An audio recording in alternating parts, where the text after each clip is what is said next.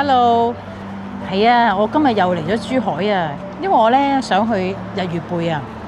咁我知道好多朋友都嚟過，咁但係點解今日我想再嚟呢？因為風和日麗。咁但係咧咁啱沿途嘅時候咧，中午嘅時候我肚餓啦，咁我就嚟咗呢度優和匯。咁其實裡面有好多嘢食嘅，亦都好多嘢飲。咁跟住咧，其實我就想咧行過去個海灘，因為呢度係最近有條橋可以過去海灘嘅。咁其實咧，因為我細個嘅時候咧，跟我媽咪去旅行咧，我記得嚟過呢度㗎。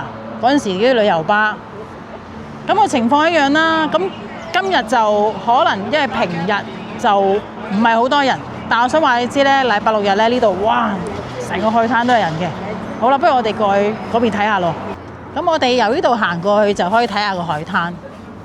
但係因為我着咗啲鞋落唔到沙灘啊，只可以遠觀，但係都一樣咁開心。啊，好舒服啊！你睇下，其實雖然係平日啫喎，但係都好多人會帶啲小朋友嚟玩。嗱，鏡頭望遠少少就見到日月貝啦。今日天氣好好喎。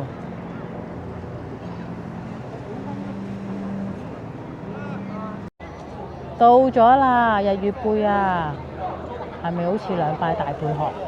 呢度係珠海大劇院，我見到今日咧又寫住嚟緊公映呢個叫做《嫦娥的荔枝》。適逢今日有個好大型嘅小學生團啊，好多人啊，所以頭先食雪糕都要排隊。咁其實除咗食雪糕咧，裡面仲有啲手信街啊，都好多嘢賣，好多嘢睇嘅。哇！你睇下呢度風景幾好，有興趣嘅一個人參觀。其實呢度喺港珠澳大橋過嚟呢，大概係20分鐘左右啦。點解我又嚟好特買？